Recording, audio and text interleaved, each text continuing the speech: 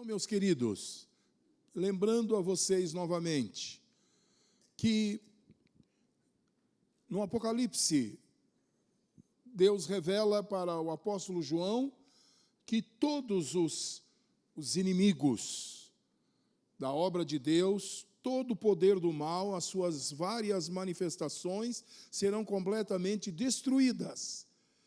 Esses poderes das trevas já foram vencidas espiritualmente na cruz do Calvário, e nós temos autoridade sobre eles, e eles não têm poder mais sobre nossas vidas, nem o pecado, nem o diabo, nem demônios, nem a morte.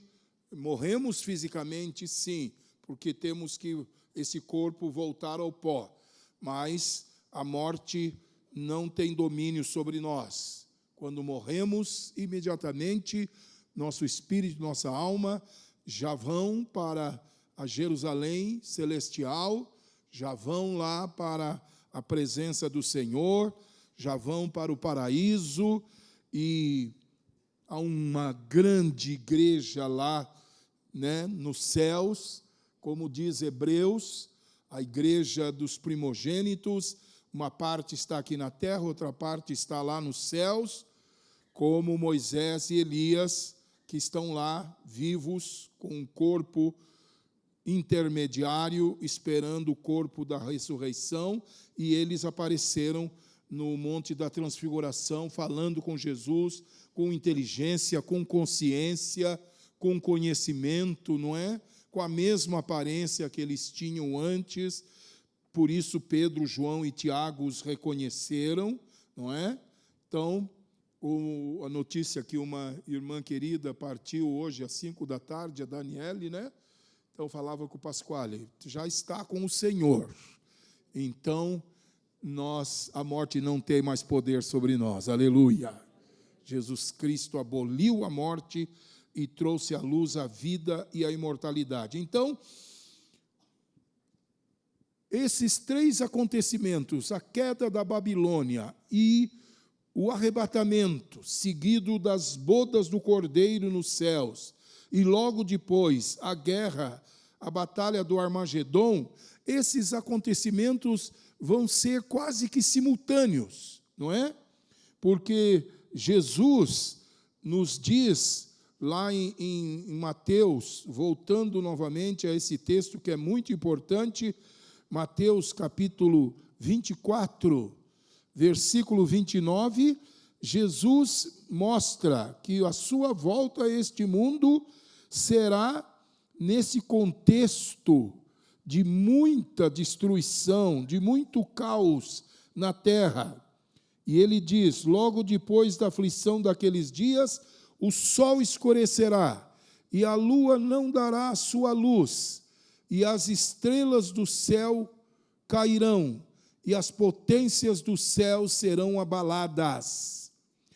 Então, versículo 30, aparecerá no céu o sinal do Filho do Homem.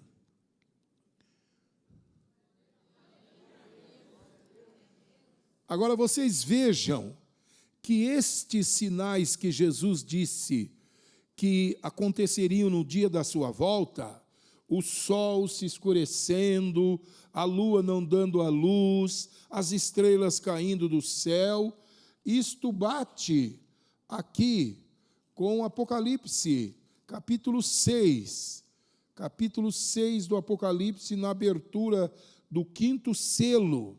Olha lá, a partir do versículo 12, Apocalipse 6, 12. É a visão que João tem quando abre o 5º selo. Não é algo que esteja acontecendo naquele momento, mas que vai acontecer no final do Apocalipse. Olha lá, e havendo aberto o 6º selo, olhei e eis que houve um grande tremor na terra. Olha lá, o sol tornou-se negro, e a lua tornou-se como sangue. Vocês estão vendo? Os mesmos sinais que Jesus falou em Mateus 24, João vê agora no Apocalipse. Olha, continuando. As estrelas do céu caíram sobre a terra. Jesus falou a mesma coisa. E João vê outros sinais. Ele diz, versículo 14, o céu retirou-se como um livro que se enrola, e todos os montes e ilhas foram removidos do seu lugar. E os reis da terra, os grandes, os ricos, os tribunos, os poderosos, todo servo e todo livre, se esconderam nas cavernas e nas rochas das montanhas. E diziam aos montes e aos rochedos, cai sobre nós, e escondei-nos o rosto daquele que está sentado sobre o trono e da ira do Cordeiro, porque é vindo o grande dia da sua ira, e quem poderá subsistir?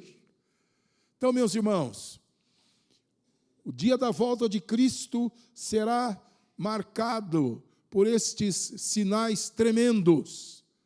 Veja, meu irmão, que sete níveis da criação, 7 estruturas da criação vão ser abaladas quando Jesus aparecer nas nuvens. Veja lá, conte comigo. Primeiro diz que houve um grande tremor na terra. Então é a terra sendo abalada. Depois o sol se torna negro. Segunda estrutura. Terceira, a lua torna-se como sangue. Agora a quarta, as estrelas caem sobre a terra. A quinta, o céu retira-se como um livro que se enrola. Sexta, os montes. Sétima estrutura, ilhas foram removidas do seu lugar.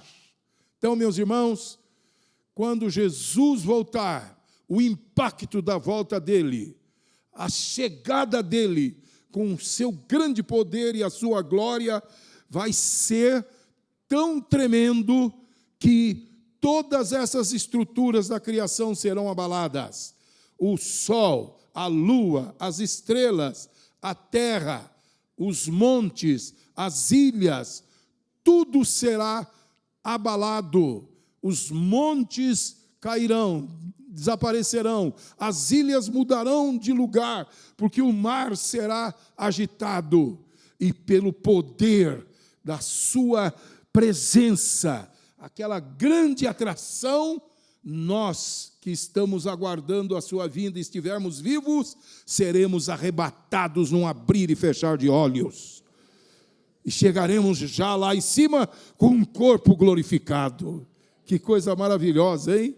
Você está naquele dia, não é como eu já disse semana passada, o sol não apareceu, o mundo está agitado porque já caíram as 7 taças da ira, antes teve as 7 trombetas, antes teve os 7 selos, então o mundo está um caos, o anticristo está levando todos os exércitos enganados por demônios lá para a planície do Megido, do Vale do Megido, lá em Israel, entre o Monte Tabor e o Monte Carmelo, e então o mundo está convulsionado, e você, a igreja, sabe que o rei está às portas, e então você está lá, oh, aleluia, todo mundo louvando a Deus, todo mundo com as malas prontas, pegou o SIC, o RG, pegou a carteira profissional, né? Está tudo pronto, o passaporte, está tudo pronto, não é? E estão, né, os cristãos lá se comunicando, não sei de que maneira, porque não pode comprar, não pode vender, não pode, então, nem recarregar o celular, não é verdade? A não ser que você faça isso, mas não pode pagar a conta da luz, não vai ter energia elétrica também. Mas, pelo Espírito, estaremos todos conectados. Abra a sua Bíblia comigo lá em Apocalipse, no capítulo 17. Babilônia é o sistema deste mundo. Enquanto a igreja é a noiva de Cristo, Babilônia é a prostituta do diabo. Veja essa comparação. Quanto que a igreja, todos nós, lavados no sangue de Cristo, regenerados e que tem o Espírito Santo, somos a noiva do Cordeiro, Babilônia é a prostituta do diabo. em Apocalipse 17, 5, João declara o que ele viu, que na testa daquela mulher que simbolizava a Babilônia estava escrito: mistério, a grande Babilônia, a mãe das prostituições e abominações da terra. Aí está, meus irmãos, é o sistema deste mundo.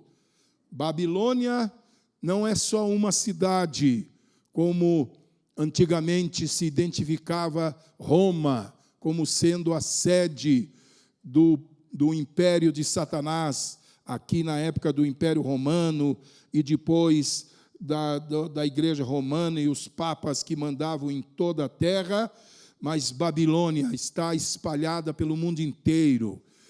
São tudo misturado, irmãos, religiões, filosofias, são feitiçarias, paganismo, é tudo misturado, como foi agora esses dias lá no Sambódromo.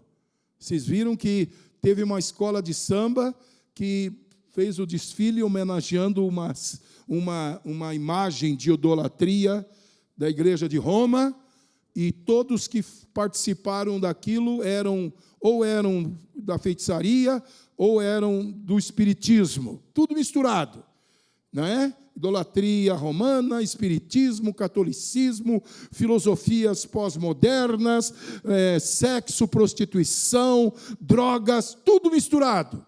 É Babilônia, é o sistema deste mundo que está posto no maligno e que vai ser completamente destruída. Olha, capítulo 17 do Apocalipse, a própria besta vai destruir. Deus vai usar os próprios reis que apoiam o anticristo para combater Babilônia. Olhe lá, Apocalipse 17, 16. E os 10 chifres que viste na besta são os que aborrecerão a prostituta e a porão desolada e nua. Olha lá. E comerão a sua carne e a queimarão no fogo. Porque Deus tem posto em seu coração que cumpra o seu intento e tem uma mesma ideia, e que deem à besta o seu reino, até que cumpram as palavras de Deus. E a mulher que viste é a grande cidade que reina sobre os reis da terra. Então, meus irmãos, como eu disse na semana passada, é apenas uma opinião minha. Eu creio que hoje, em nossos dias, a cidade que mais personifica a Babilônia é Nova York.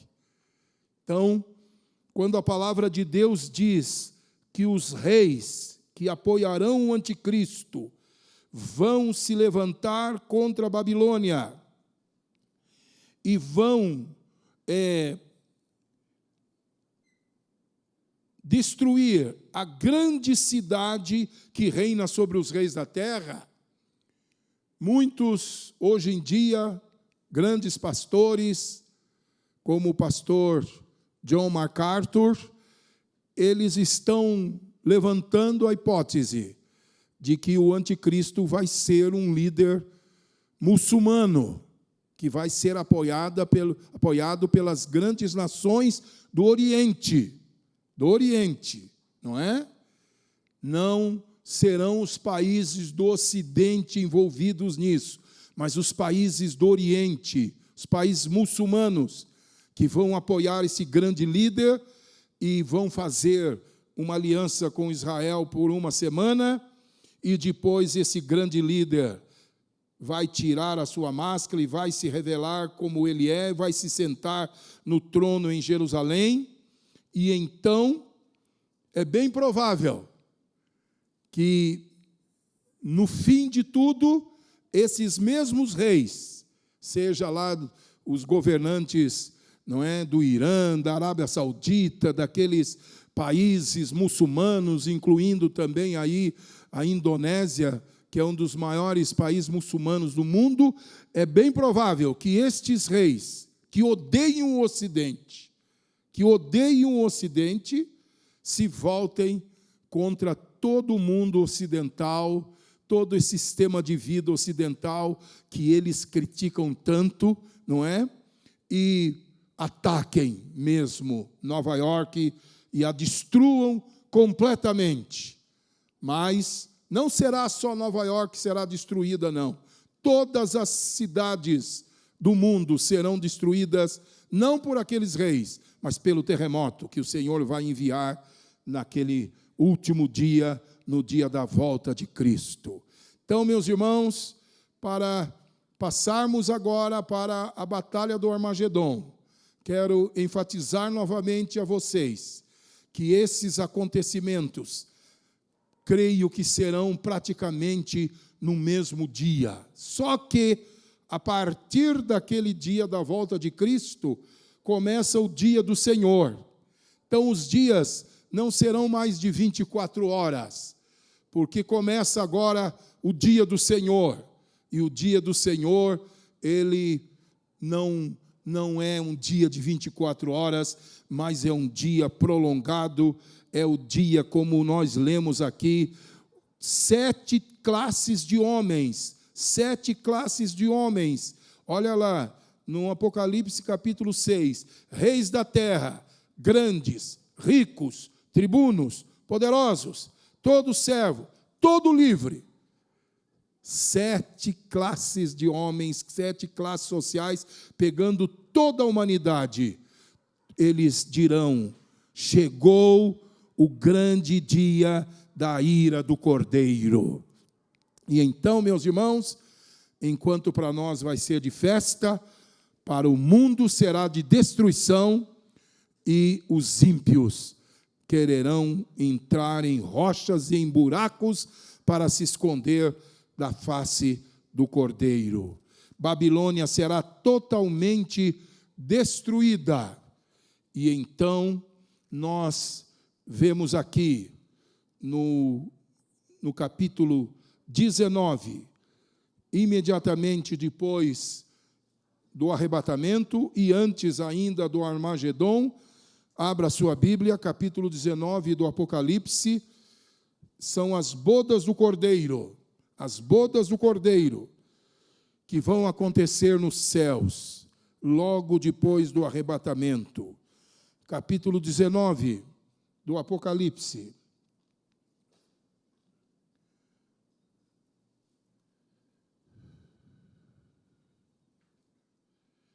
Nós não falamos sobre as bodas do Cordeiro na semana passada. E então, diz o texto sagrado: depois destas coisas, ouvi no céu como uma grande voz de uma grande multidão que dizia: aleluia, salvação e glória e honra e poder pertencem ao Senhor nosso Deus, porque verdadeiros e justos são os seus juízos. E então vai falando sobre a queda da Babilônia. Os céus se alegram com a queda da Babilônia. E depois no versículo 6 diz: e ouvi como a voz de uma grande multidão, como a voz de muitas águas, como a voz de grandes trovões, que dizia, vamos dizer todos juntos, bem forte, vamos lá? Aleluia! Pois já o Senhor Deus Todo-Poderoso reina. Vamos imitar as vozes do céu, vamos falar mais alto, vamos lá? 1, 2, 3. Aleluia! Pois já o Senhor Deus Todo-Poderoso reina.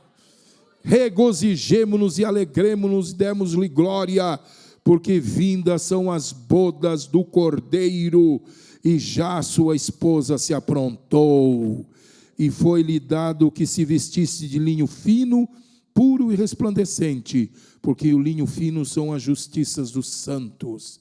E disse-me o anjo: escreve, bem-aventurados aqueles que são chamados às ceias das bodas do Cordeiro. E disse-me: estas são as verdadeiras palavras de Deus. Glória a Deus, meus amados. Então você vai chegar lá no céu, olha, vai juntando as coisas, hein? Vai juntando. O sol escurece, a lua vira sangue, estrelas caindo, não é? Um grande terremoto. E então, o sinal do Filho do Homem, o toque da última trombeta, somos arrebatados aqui embaixo há um grande terremoto que destrói tudo, e nós chegamos lá no céu já com o corpo glorificado, vestes de linho puro e resplandecente, e vemos a Jesus e todos os santos, e começa a maior festa de todos os tempos, o casamento mais lindo do mundo, que é o casamento de Jesus com você, conosco, com a sua igreja. Aleluia! Você já foi convidado para esse casamento? Você foi convidado ou você é participante? Você foi convidado para assistir? Lá não vai ter lugar para assistente, só para quem é só a noiva e o noivo. Você vai estar lá? Tem certeza? Se você não tem segurança, arrependa-se hoje e firme a sua vida com o Senhor para você participar dessa grande festa. Sentados nas mesas, e vai se cumprir aquilo que Jesus disse no dia da ceia, da Santa Ceia, da nova aliança, antes de ir para a cruz. Jesus disse: não beberei mais o fruto da videira, enquanto não chegar o meu reino. Só voltarei a beber vinho. Jesus está sem beber vinho há mais de 2000 anos. Que cara controlado, hein? Ele disse: não vou mais beber, só beberei o vinho novo com vocês, lá nas festas das bodas do Cordeiro. Você vai se sentar e com alegria, junto com a sua família, junto com os seus irmãos, junto com a sua célula, aquela coisa linda, maravilhosa, e abraça Moisés e dá um beijo em Paulo, e fala com Lutero, e fala com o pastor Antunes também, porque o pastor Carlos Alberto, o Pasquale, os menorzinhos assim, né? E de repente chega alguém para pôr o vinho na sua taça, e você vai olhar, e você vai ver que é Jesus. É Ele quem vai nos servir. Como Ele lavou os pés dos discípulos antes da ceia, antes de ir para a cruz, Ele é que vai nos servir, porque esse é o Espírito dEle, que não veio para ser servido e para servir, e vai nos servir naquele dia maravilhoso. Amém? E aqui na terra, os exércitos da besta estão do mundo inteiro, enganados por demônios. Eles estão ali no Vale do Megido, em Israel, não é? Naquela planície que já tivemos outras batalhas naquele lugar, não é? E nesse lugar, quando estivemos lá em Israel, o guia nos informou que toda a aviação de Israel está colocada embaixo, em subterrâneos, feitos ali naquela planície também. Mas então Satanás reunirá todos os exércitos, agora serão de todas as nações, enganados por demônios, e que se colocarão para destruir Jesus Cristo. Eles já viram o sinal de Cristo, eles viram o arrebatamento. Muitas pessoas sumiram num abrir e fechar de olhos aqui da terra. E agora, então, Satanás volta todas as baterias antiaéreas, todas as armas nucleares, todo o arsenal de todas as nações, para impedir que Jesus e a igreja voltem para reinar aqui na terra. Então, lá em Apocalipse, capítulo 19, versículo 11, não é? É a batalha do Armagedon. João diz: vi o céu aberto, e eis um cavalo branco, e o que estava sentado sobre ele chama-se Fiel e Verdadeiro, e julga e peleja com justiça. e os seus olhos eram como chama de fogo, e sobre a sua cabeça havia muitos diademas, e tinha um nome escrito que ninguém sabia senão ele mesmo. E estava vestido de uma veste salpicada de sangue, e o nome pelo qual se chama é E seguiam-no os exércitos que há no céu, em cavalos brancos. Jesus e todos os santos, e da sua boca, versículo 15, saiu uma espada aguda, para ferir com ela as nações, e eles as regerá com vara de ferro. E ele mesmo é o que pisa o lagar do vinho, do furor e da ira do Deus Todo-Poderoso, e na sua veste e na sua coxa tem escrito este nome. Que nome? Diga bem alto. E então diz aqui o versículo 19, e vi a besta, isto é, o anticristo, e os reis da terra, e os seus exércitos reunidos para fazerem guerra àquele que estava sentado sobre o cavalo e o seu exército. E a besta foi presa, isto é, o anticristo, e com ela o falso profeta, que diante dela fizeram os sinais com que enganou os que receberam o sinal da besta e adoraram a sua imagem. Esses dois foram lançados vivos no ardente lago de fogo e de enxofre, e todos os demais que se reuniram, soldados, generais, exércitos, foram mortos com a espada que saía da boca do que estava sentado sobre o cavalo, e todas as árvores se fartaram das suas carnes. Vamos aplaudir a vitória do Rei da Glória. Bem forte, bem forte. Glória a Jesus. Então, meus irmãos, preste atenção nisso. Nós seremos arrebatados e participaremos das bodas do Cordeiro. Quanto tempo vai levar isso? Nós estaremos fora do tempo. Já estaremos na eternidade. Enquanto aqui na terra os homens estão alvoroçados pelo terremoto, pelo sol que não dá luz, estrelas caindo, os exércitos lá no vale do Armagedon, em Israel, com o anticristo, nós estaremos participando das bodas do Cordeiro. Já chegamos no céu, já fomos arrebatados. E aqui na terra, o tempo não será o mesmo lá no céu. Nós estaremos fora do tempo lá. E então, para eles, vai dar a impressão que nós subimos e já daqui a pouco Jesus volta conosco em cavalos, porque aqui na terra estamos ainda sujeitos a horas, minutos, segundos e tudo mais. Mas nós participaremos das bodas do Cordeiro, não vai durar 1 minuto, vai durar o tempo necessário, mas não será mais contado com relógio, com calendário, porque nós já estaremos na eternidade. Já estaremos em um outro nível de existência. Mas para o mundo será quase que imediato. Jesus aparece, subimos, e dali a pouco ele não mais aparece só o Filho do Homem, mas ele chega maravilhosamente com todo o exército. Todos nós já participamos da boda do Cordeiro. Agora montamos em nossos cavalos e descemos com ele.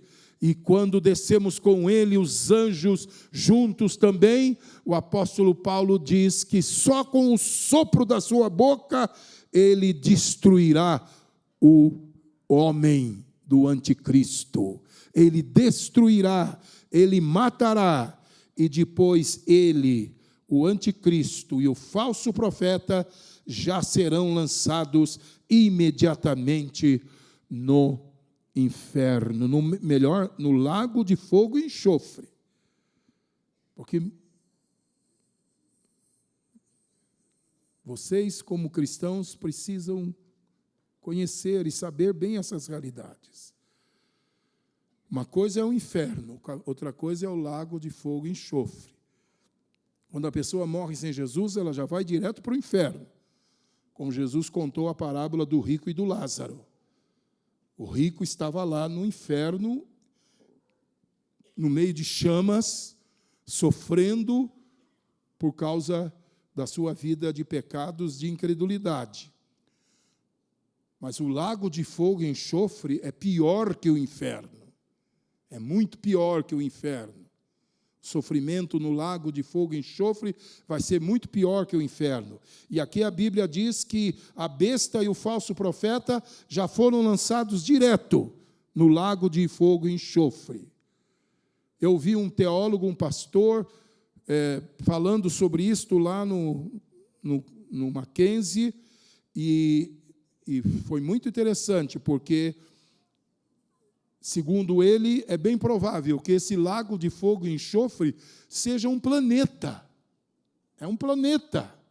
Nós temos muitos planetas por aí, não é? Que o clima é muito quente, que não tem nada de possibilidade de água, não é? Outros são muito gelados, porque não tem um sol para aquecê-los. Esses dias, os que se dedicam a estudar o espaço e etc., né? Astrônomos e outros, descobriram lá mais não sei quantos planetas e uma estrela lá parecida com o Sol que deu aquela a esperança de que tenha vida ali naqueles planetas. E um desses cientistas disse uma coisa extraordinária. Ele disse, e eu li isso no jornal Estado de São Paulo, que a Terra não está nem muito perto, nem muito longe do Sol. A Terra está no lugar perfeito. Se ela estivesse mais perto do Sol, ela seria um deserto abrasador. Se ela estivesse um pouco mais longe do Sol, ela seria totalmente gelada. Só faltou o cientista dizer: quem foi que pôs a Terra nesse exato lugar? Quem foi? Foi o Senhor nosso Deus. Vamos aplaudir. A criação de Deus é maravilhosa. Então, meus queridos, a batalha do Armagedon, ela é muito bem descrita. Estão lá os textos, eu não vou poder ler por causa do tempo, mas Zacarias capítulo 12 e Zacarias capítulo 14 falam desta batalha com mais detalhes do que João aqui em Apocalipse 19. Procurem ler na sua casa Zacarias capítulo 14 e capítulo 12. Eu vou ler para vocês apenas alguns versículos aqui de Zacarias capítulo 12. Versículo 1 em diante. Ele diz: vejam o dia do Senhor, reunirei todos os povos para lutarem contra Jerusalém. E depois diz assim: o Senhor sairá à guerra contra aquelas nações. E um versículo muito maravilhoso de Zacarias. Zacarias é o penúltimo livro do Velho Testamento, apenas antes de Malaquias. Então, em Zacarias, no capítulo 12, tem uma profecia maravilhosa que diz que o Senhor estará com os seus pés sobre o Monte das Oliveiras.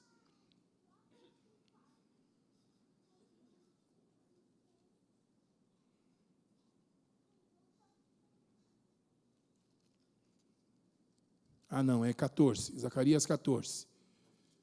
Ia ficar procurando a noite inteira aqui, em 12 não ia achar. Zacarias 14, 4. Zacarias 14, 4. Quem achou, diga aleluia. Diga, Deus é bom. E olha lá o que está escrito: e naquele dia estarão os seus pés sobre o monte das oliveiras. que está defronte de Jerusalém para o oriente, e o monte das oliveiras será fendido pelo meio para o oriente e para o ocidente.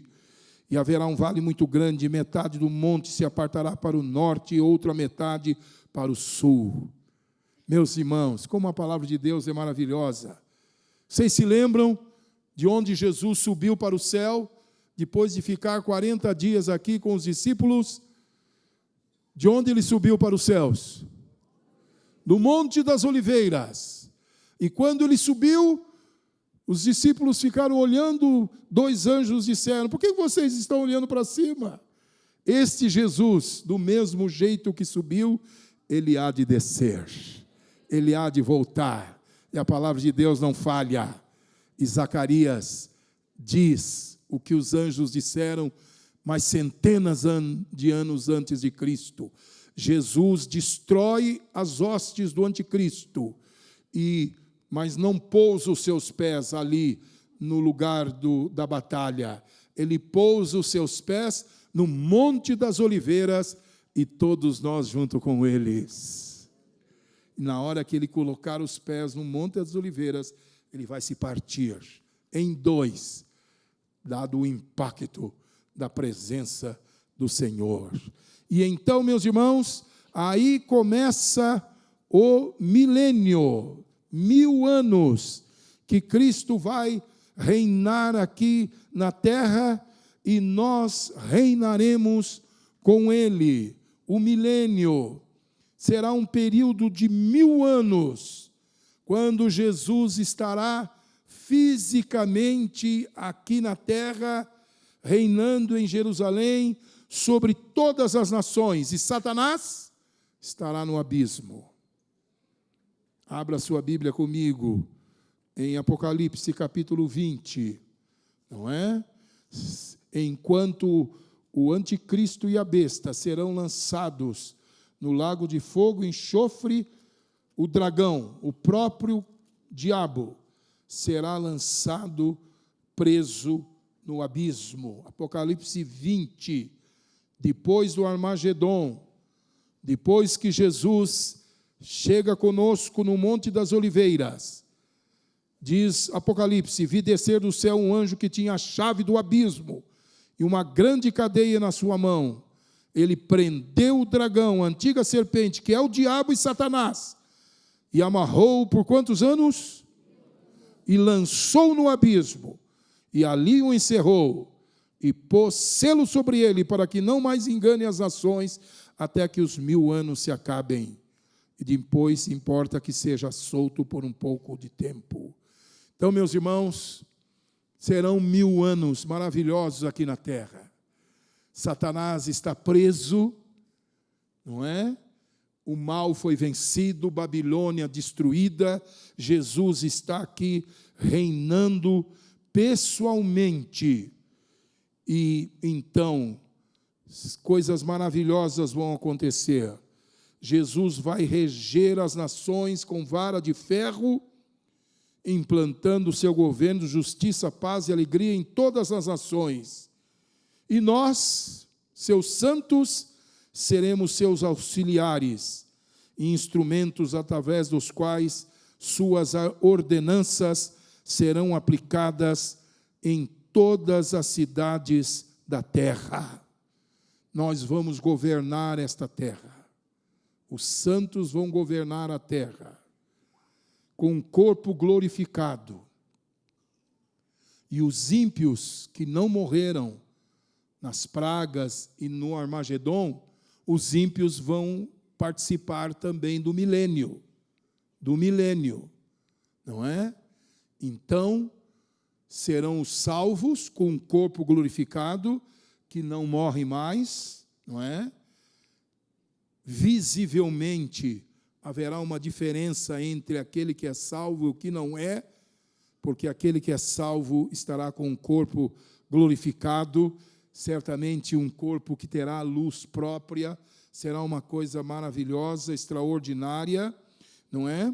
E nós vamos ajudar Jesus, nós vamos governar sobre as nações e sobre cidades.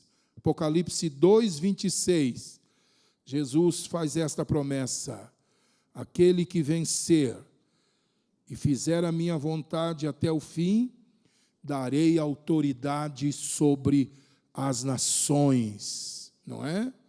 E em Lucas 19, abra a sua Bíblia lá em Lucas 19, no capítulo 19, versículo 11 em diante, Jesus fala que aqueles que forem fiéis a Ele, multiplicarem os talentos, vão reinar sobre cidades. Lucas 11. Eu vou abreviar esta passagem, lendo para vocês.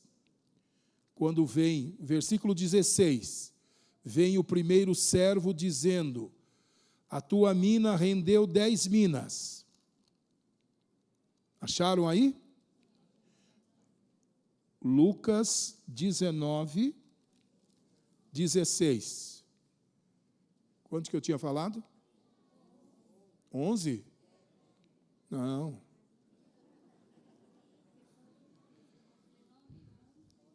19, 16, me perdoe. Então veio o primeiro dizendo: Senhor, a tua mina rendeu 10 minas. Olha o que Jesus diz para ele: bem está, servo bom, porque no mínimo foste fiel. O que Jesus prometeu para ele? Leia na sua Bíblia. Está escrito lá. Governe sobre quantas cidades? 10 cidades.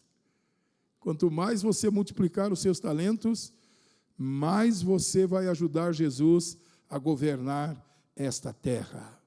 Então, meus queridos, o milênio terá, preste atenção nisso, porque essa é uma das promessas mais maravilhosas de Deus para nós. Antes de irmos para a Nova Jerusalém, nós vamos reinar aqui na terra. Primeiro nós vamos ter que pôr ordem na bagunça que as pragas, as trombetas, os flagelos de Deus deixaram aqui na terra. Então o milênio terá características bem diferentes do nosso atual sistema de vida. Não haverá mais guerras, não haverá mais violência, criminalidade, drogas, prostituição, corrupção e qualquer manifestação do mal. Não haverá mais terremotos, tsunamis ou quaisquer outros desastres naturais, pois finalmente a natureza, toda a criação estarão livres da escravidão do pecado de Adão. Até mesmo os animais selvagens se tornarão mansos e pacíficos. É o que está escrito lá, nesses textos, Isaías 2:4, diz a palavra de Deus. Este versículo está escrito lá no mural da ONU, em Nova York. Ele julgará entre as nações e resolverá contendas de muitos povos. Eles farão das suas espadas arados e de suas lanças foices. Uma nação não mais pegará em arma para atacar outra nação. Elas jamais tornarão a preparar-se para a guerra. É o príncipe da paz, acabando com toda a guerra, acabando com a indústria de armamentos, e todas as armas serão transformadas em instrumentos agrícolas. E falando a respeito dos animais pacíficos, Isaías capítulo 11, versículos 6 a 9, o lobo viverá com o cordeiro, o leopardo se deitará com o bode, o bezerro, o leão e o novilho gordo pastarão juntos, e uma criança os guiará. A vaca se alimentará com o urso, seus filhotes deitarão juntos, e o leão comerá palha como o boi. A criancinha brincará com a cobra, e a criança colocará a mão no ninho da víbora. Ninguém fará nenhum mal, nem destruirá coisa alguma em todo o meu santo monte, pois a terra se encherá do conhecimento do Senhor, como as águas cobrem o mar. Que coisa tremenda, não é, irmãos? E os ímpios que sobreviveram aos juízos de Deus participarão do milênio. Como não haverá mais mal, eles vão morrer com mais de 100 anos, vão viver muito, não é? E eles gozarão de uma vida extremamente saudável. Isaías 65, 20 diz: nunca mais haverá uma criança que viva poucos dias, falando dos filhos dos ímpios, porque os santos não mais terão filhos, não mais se envolverão em procriação. Um idoso que não complete os seus dias de idade, quem morrer aos 100 anos ainda será jovem, e quem não chegar aos 100 é porque foi amaldiçoado. Todos os santos teremos muitos benefícios especiais, pois já estaremos com um corpo glorificado e imortal, e o nosso corpo não sofrerá mais nenhuma limitação de tempo, de locomoção, de barreiras físicas, como Jesus depois da ressurreição. Não é? Jesus estava lá no caminho de Emaús, aparecia em Jerusalém. As portas estavam fechadas, ele se colocava dentro da casa onde os apóstolos estavam. Nós teremos esse corpo assim, irmãos. Não precisaremos pegar metrô, nem trem, nem andar de carro. É só pensar, vou agora para Paris. Você está lá em Paris. É verdade, irmãos. Não é brincadeira, não. Não é ficção. É o que a palavra de Deus nos diz. E este corpo nunca mais morrerá. Mas nós vamos comer, porque Jesus comeu depois que ele ressuscitou e apareceu com os discípulos. E depois nós teremos na Nova Jerusalém a árvore da vida.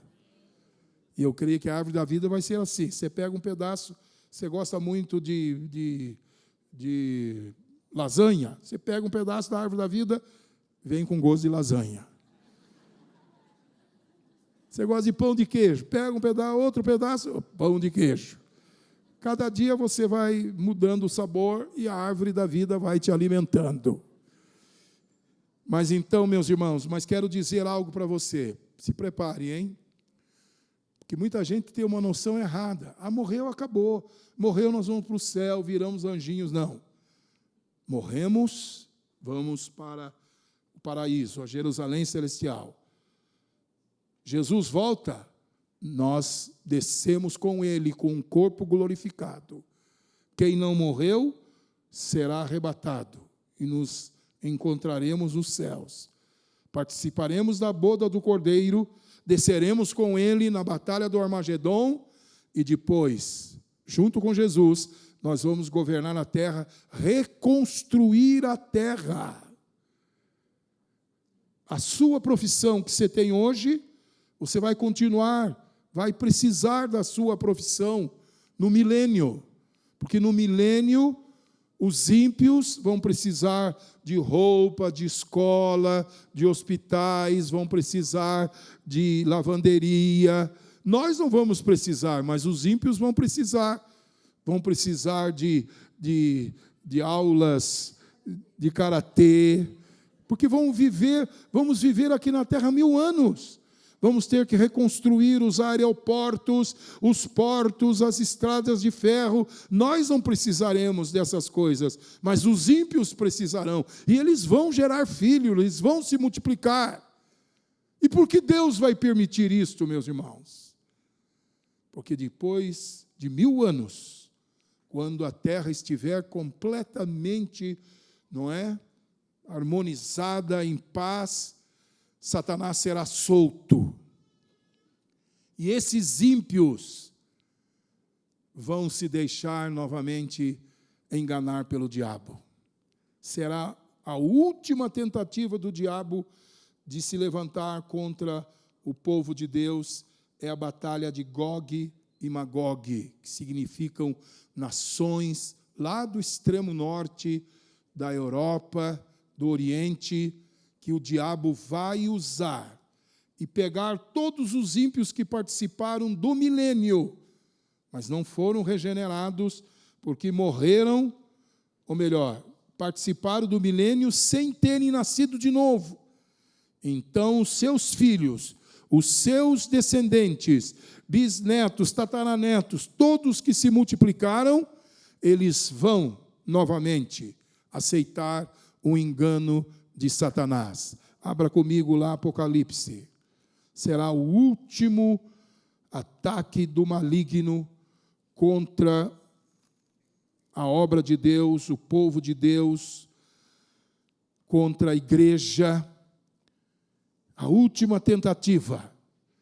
Sabe, irmãos, e Deus vai permitir isso para mostrar mais uma vez, preste atenção nisso, para mostrar que o ímpio ele pode viver no melhor lugar do mundo, mas como ele não experimentou mudança de coração e de natureza, ele naturalmente, quando o maligno sair do abismo e o mal voltar para a terra, ele se inclinará para o mal. E mais uma vez Deus mostrará a sua justiça. Deus mostrará que ele fez tudo para salvar o perdido, enviando o seu Filho amado, e depois permitindo que milhões desses participassem de um mundo perfeito de paz, de amor, de justiça. E mesmo assim, não se arrependeram. Seus descendentes nascerão com a semente do pecado dentro de si. E quando o diabo for solto do abismo, esta semente novamente será ativada e eles seguirão a mentira do diabo para tentar destruir o povo de Deus. Olha lá, Apocalipse 20, versículo 7. E acabando-se os 1000 anos, Satanás será solto da sua prisão, sairá a enganar as nações que estão sobre os 4 cantos da terra, Gog e Magog, cujo número é como a areia do mar, para as ajuntar em batalha. E subirão sobre a largura da terra e cercarão o arraial dos santos e a cidade amada. Mas desceu fogo do céu e os devorou. E agora sim, versículo 10. E o diabo que os enganava foi lançado no lago de fogo e enxofre, onde está o falso profeta. E de dia e de noite serão atormentados para todo sempre. Digam amém, Jesus. Então vocês vejam lá a relação de textos que eu coloquei sobre Gog e Magog, especialmente Ezequiel, capítulo 38, fala muito a profecia de Ezequiel sobre estas nações que virão do norte, serão usadas pelo diabo, com todos os ímpios que participaram do milênio, para tentar um último ataque contra o povo de Deus e o Senhor, mas serão completamente destruídos. E agora vem o ato final, o juízo final. Apocalipse capítulo 20. Agora, o grande trono branco se estabelece nos ares, e Jesus está assentado sobre ele, e da sua presença, Apocalipse 20, 11, fugiu a terra, o céu, e não se acha mais lugar para eles. E agora todos os mortos, grandes e pequenos, que estavam diante do trono, se colocam na presença do Senhor, e abriram-se os livros, e abriu-se outro livro que é o da vida, e os mortos foram julgados pelas coisas que estão escritas nos livros, segundo as suas obras. E deu o mar os mortos que nele havia, e a morte e o inferno deram os mortos que neles haviam, foram julgados cada um segundo as suas obras. E a morte e o inferno foram lançados no lago de fogo. Esta é a segunda morte.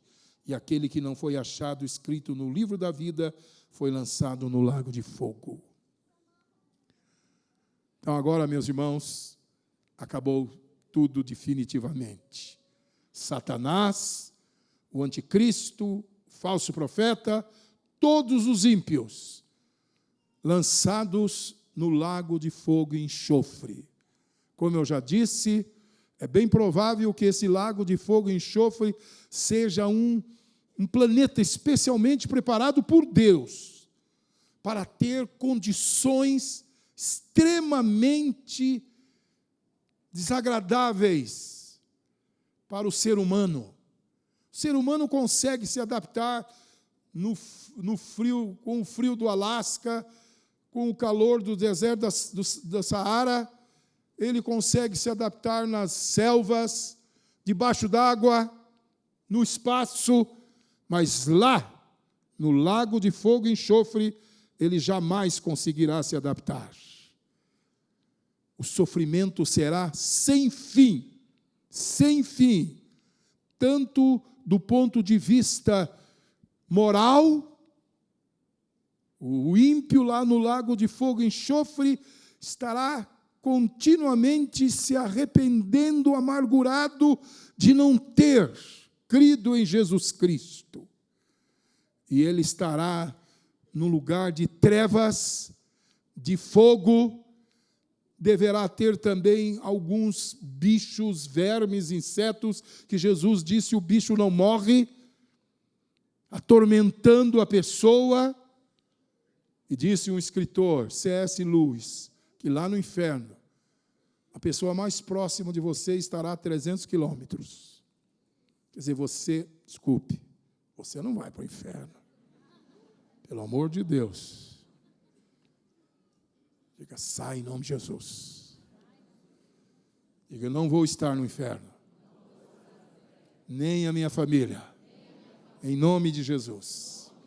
Mas aqueles que estiverem lá, irmãos, estarão numa solidão absoluta.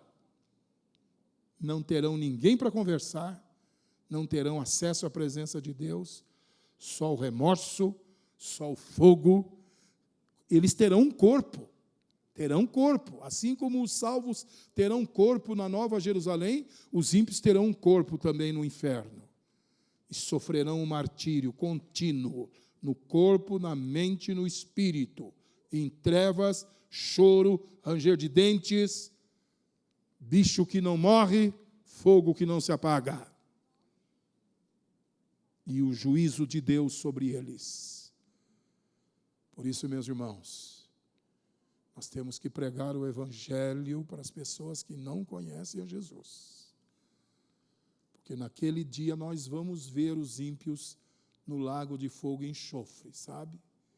Nós poderemos ver de determinado lugar, do novo céus e da nova terra, os salvos contemplarão os ímpios lá no lago de fogo e enxofre. E que não haja ninguém dos nossos conhecidos e dos nossos queridos naquele sofrimento terrível. Então nós vamos projetar agora, antes de terminarmos falando da Nova Jerusalém, queremos que você veja este vídeo, que é um resumo do que ministramos até agora, nesta noite.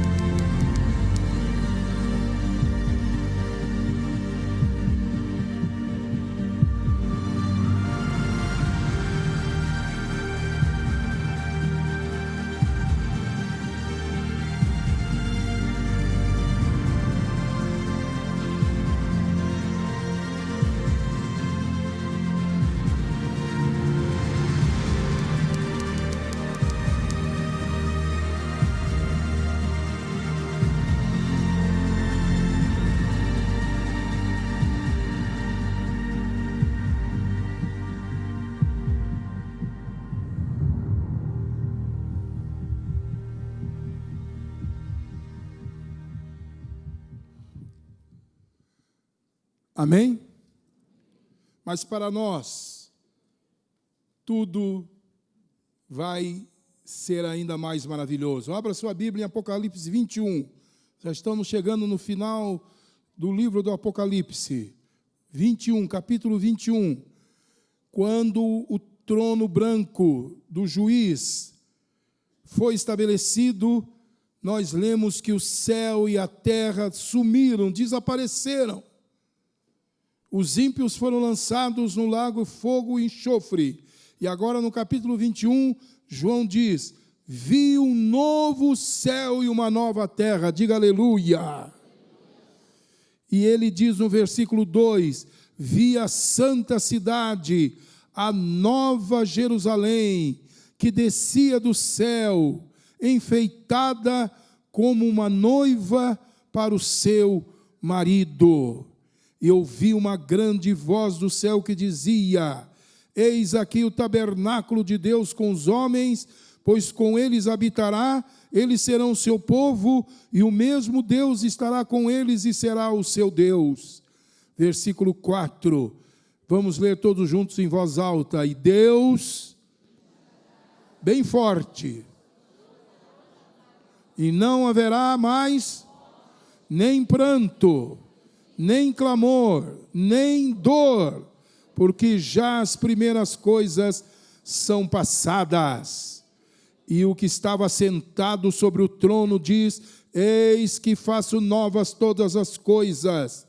E disse-me mais no versículo 6: eu sou o alfa e o ômega, e o princípio e o fim.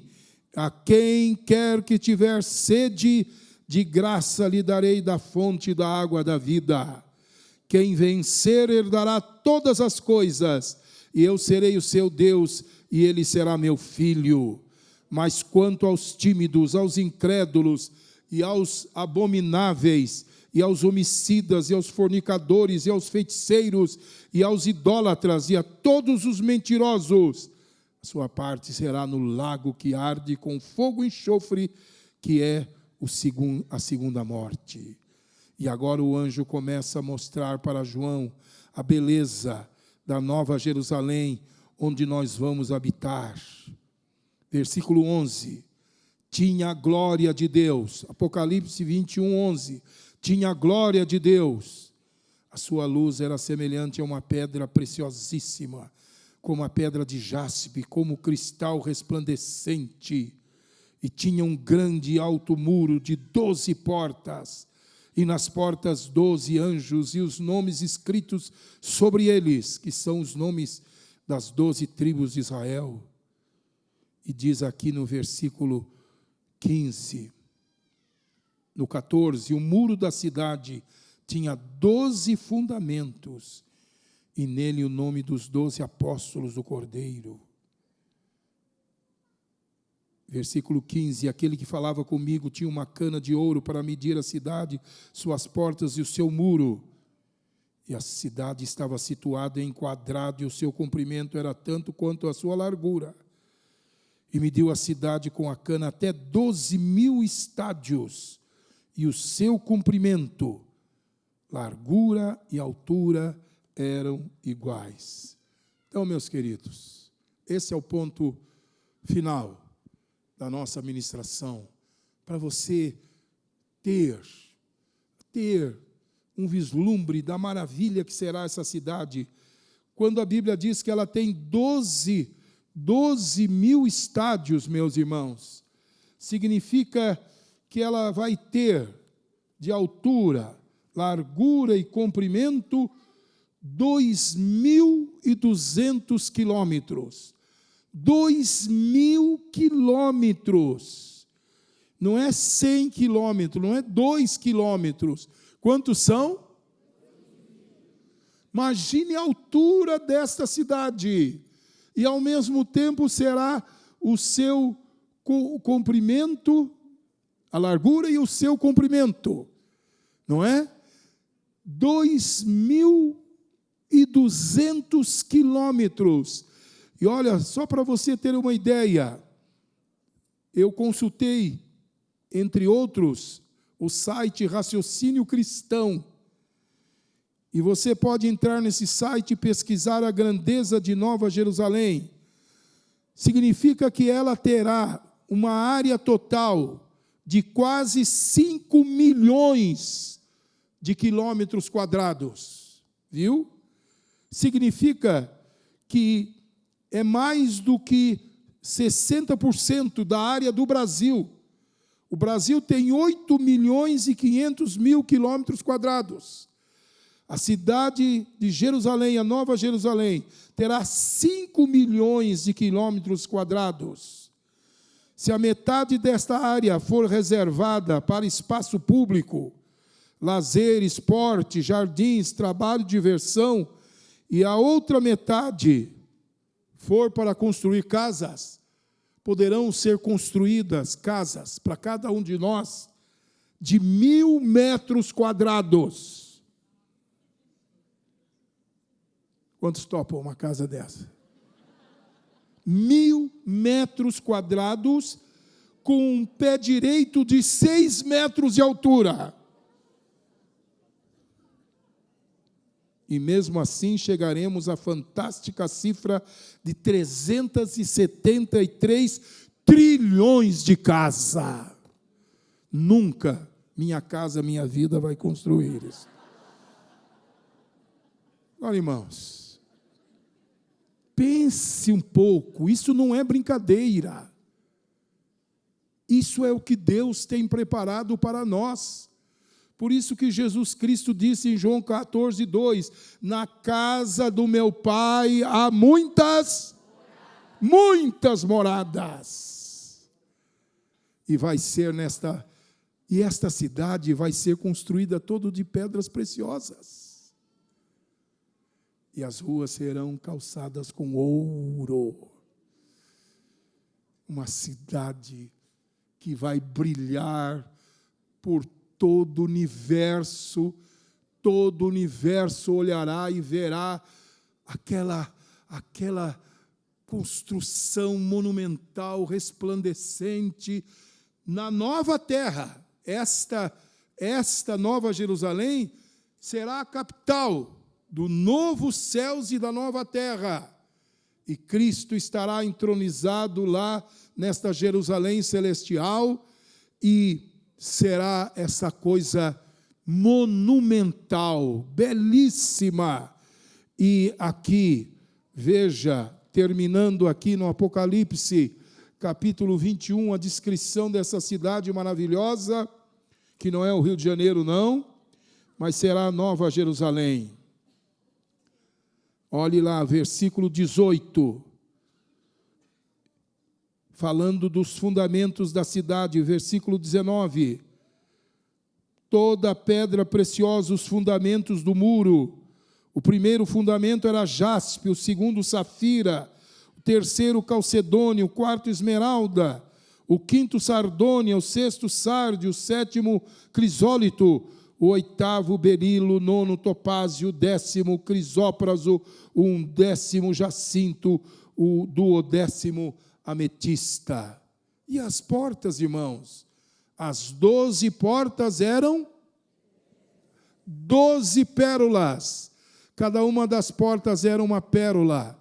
E a praça da cidade de ouro puro, como vidro transparente.